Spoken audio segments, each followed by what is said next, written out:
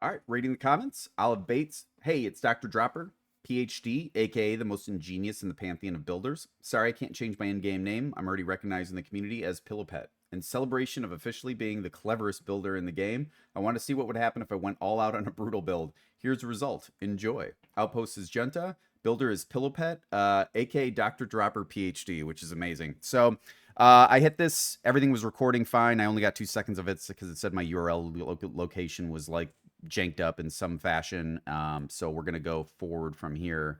Little bummed, but you guys are about to see something pretty crazy.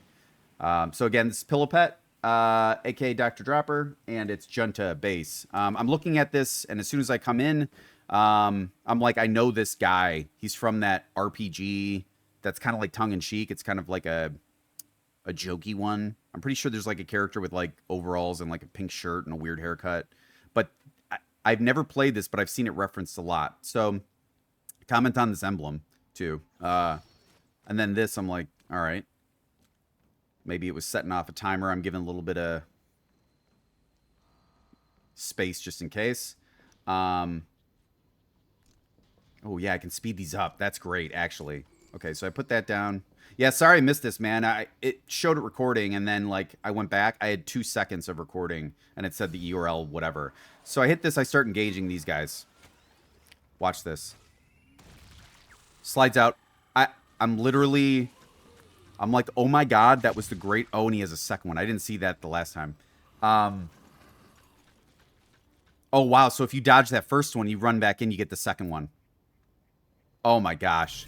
And they all go down into this point. I'm like, I literally, and I say it, and this is maybe one of the bummer parts that I lost that recording, is I have both my hands on my temples, and I'm like, I can't believe that is the timing on that is incredible. It might be right now. I know I stopped moving because I had both off, and I'm like, that's incredible. It's the best drop timing I've ever seen. And of course, it's by, Dr. Dropper, so that makes sense. This whole area, I'm missing a lot of these headshots, and I'm like, maybe it's just better. But then I realized this guy doesn't have the range, I don't think. And so I test it there, and I'm like, oh, okay. So it's a good kind of scare thing. I almost wonder if you put splash on this one to the left, or would it just be too annoying? Like, it would just slow down stuff. Maybe.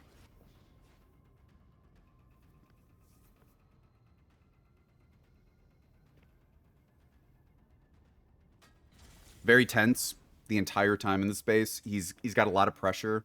I'll point out some things that I went back in and pointed out.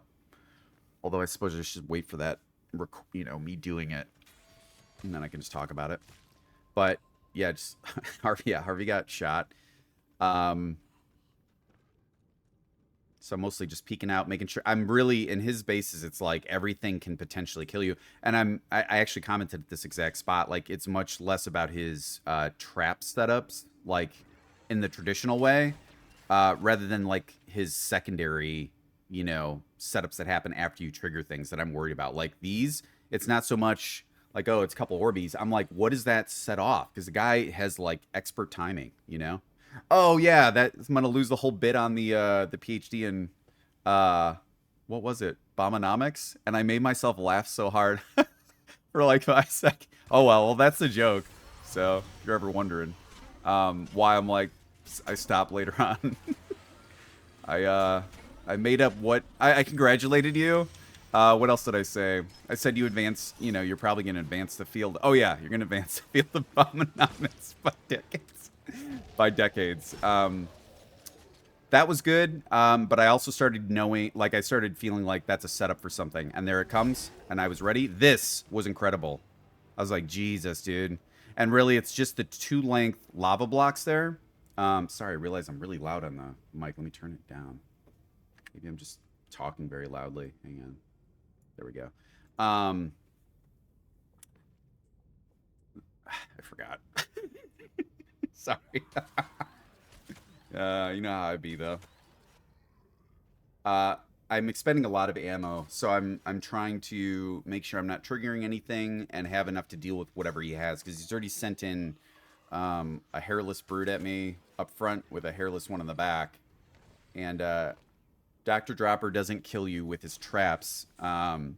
he kills you with your placements after the traps have triggered. That's his, if second phase was a raider or a human player, it'd be Dr. Dropper. The man lives in the future.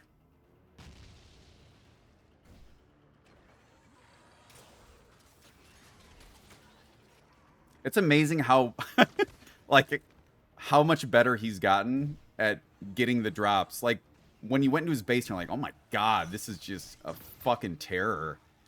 And then, you're going into future ones and they're getting even better. And you're like, oh my god. How like I truly think PillowPet, aka Dr. Dropper, is like someone who just tries those timings until they're like just absolutely perfect. Like even because when I saw the second one drop, my immediate thought was like, what is that for? Like, what does that apply to? And it's if the first one backed you off, I bet you that's the timing of the, oh, okay, it's done, I'm moving in, and that second one drops and you can't react. I really feel, and that's what I mean. Like he has to watch those replays to get like what is maximum, because there is for each of your bases like in each of your rooms after people pick up and things go in action, an optimal timing. And it won't get everyone because everyone's timed differently. Speedrunners will like run right past shit that doesn't even get a chance to see them, where, slower runners will like kind of, mess up your ones for like the drops in the future. Like if you think people grab it and run, like, so there, you really have to figure out either make the space so confined that there's less modes of getting out or sorry, less modes of, different tactics, so everyone kind of has to adhere to the same. Like you're rounding a couple, right turning corners, everyone's got to pretty much go a certain speed around that bend. That's what those do. Same with pistons or whatever that you can't shoot from afar. People got to slow down, and then they're stuck to the slow mode. And so you got to optimize while watching replays, like what do most people do, and then try and catch the timing on that. And that front one's like most people, as they're like feeling it out if they're not speed running. But here's the part in here: if you're looking around, this path, that path to the left, even this one, the blue, the natural like eye draws to these certain areas, like 2 blue panels right here. But you look around at the floor, and so if the front is negated, which it would be by a speedrunner, the bomb droppers, then this room kills the speedrunners because the directions are really what mess them up. This on the floor, when you come in, you're like, all these angles, where do I go? And he kind of has you flying around here and just letting loose a bunch of bombs and incinerators, and, you get caught into places, he'll cook you. It's just really, really clever. Because it's a multi-build killer. It's the hardest kind to build for. Because instead of devoting all of your budget to one type of runner and getting like maximum, like I try to go after more careful people ish, and that's why if you've seen the speed runs, like Snail's like boom, just gets through it. It's like no big deal, because I don't put in any countermeasures for those types of players really, because I don't play that way, and I could, like, by watching you guys, I guess actually you guys would be like the ideal testers in a lot of ways. Because not only are you like types of raiders, but you're like pretty good at doing that type. So it'd be a good indicator of what most, the averages would be. And Pillow has built for both. 100% here. The whole time, like this false path for a speed, I would have taken this path. This would have been mine. It's just to go right up in here and I'd be trapped, and then you turn around and then you have all the stuff that you didn't deal with as a speedrunner that you might have as a slow player, but that bomb would have gotten you in the front. So it's really complex to build for multiple players in a very long-winded way. Sorry. But he's done it. You see all these angles and turns. Like, look at this one. Here's a turn. Boom. Well, I don't want to be here. And meanwhile, all the people behind you, the bomber down low, that was really... By the way, this bomber to the right on the floor there, he was able to bounce in a really weird way because he wasn't put up high. And I'm like, man, that's a good... I saw it. What didn't have the arc, so it had more... I almost said girth, but length. Where it could, like, go more horizontally because it's not firing from above. And I never put them low because they're always, like, high-budget items. I want people shooting it in an uphill way, and plus gravity with bombs, obviously. But it's not bad to put one low. And it'll get some weird lobs, I noticed while I was flying around here. All right, I'm going to speed this up. This I hated. This is one of the worst setups to get into as a raider right here. This down thing, and then that being the turn, it sucks. And if you have a bolt to the right here that'll shoot up in any way, I mean, this is a rough one. That's why I'm pre-planning it. Luckily, I think, yeah, it was just a hook. Bounced it back, got it. Was like, sweet.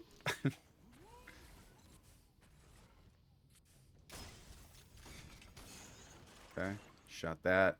Thought this might be bombs for a pickup, like if you were to grapple up, that would let loose. That made sense to me, but it was a an upward spike. It's actually like the vertical version of the trap that gets me the most, which is kind of funny. All right, I can speed this up. Again, Pillow, sorry I lost your recording, man.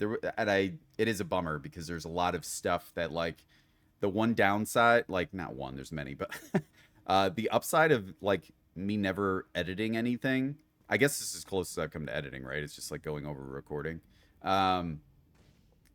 Is that I always do everything in one take, and so, like, I can't recreate stuff that happens. I can tell you about it like I did, which is a bummer because right about now, I know I'm talking about the BOMBANOMICS, which still makes me laugh.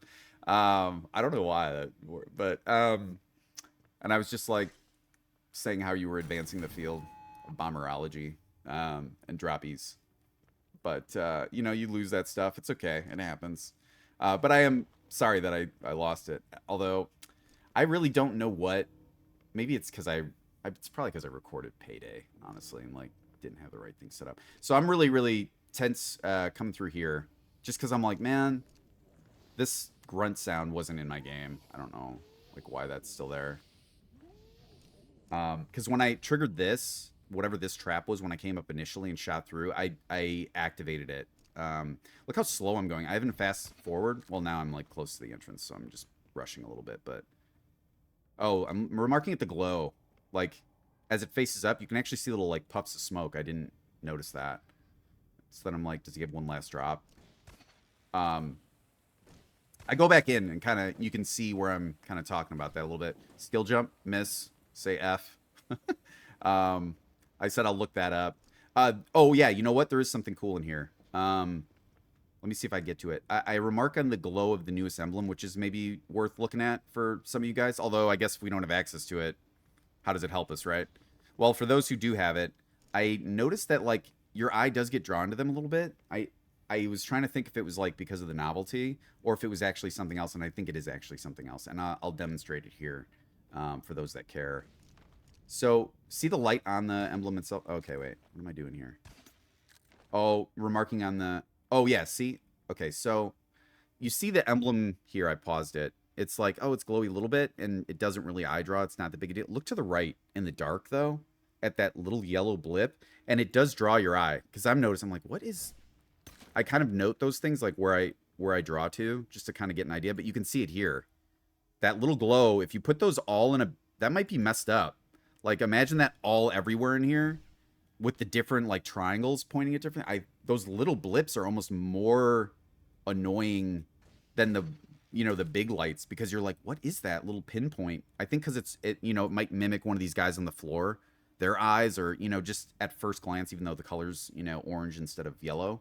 But I'm commenting on kind of the horseshoe pattern, which allows these to have sight lines and everything. So if they don't get you, there's this thing past this second one in the background there. You can barely see a little like a canal behind it. When I was zipping over them, I'm like, shit, this is like a bomb face towards the wall with a long extender that's just going to blast me out, because you got to move past it. And no, it was just like open sight lanes, kind of trenches for these things to kind of get good eyes on.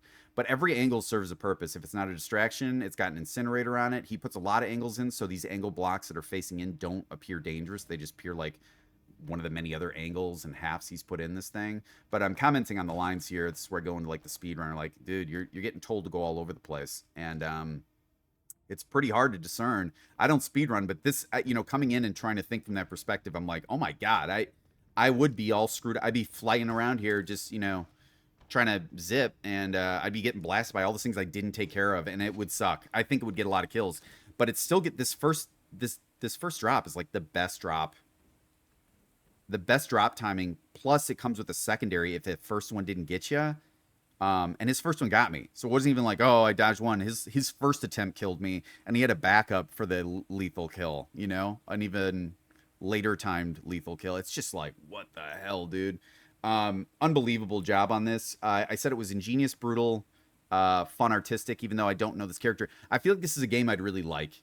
That's the vibe I've gotten, and people who've played it or I've seen on the forums have said like, oh, you know, it doesn't take itself seriously. It's really good. It's a fun game, but it's also like kind of tongue in cheek. Not, you know, doesn't, it makes fun of itself or whatever. So I'll have to look that up. But this is PillowPet, and the outpost is Junta. I also thought about going up into that lava thing to like kind of see how he set it up for you guys, and I just like I didn't have the life. I'm pretty sure. Yeah. And I was like, all right, forget it. I don't want to like reset it and then him be like, oh, he didn't get through. But I wanted to look up in there, but then I said, you know, he's just going to say in the comments, he'll tell you, you know, he's no problem with that. So really great job on this. It's absolutely ingenious. I love it. The pixel art is cool, but the inside of this base is like a really lethal machine. It's a dragon for sure. Thanks for sending that in, man.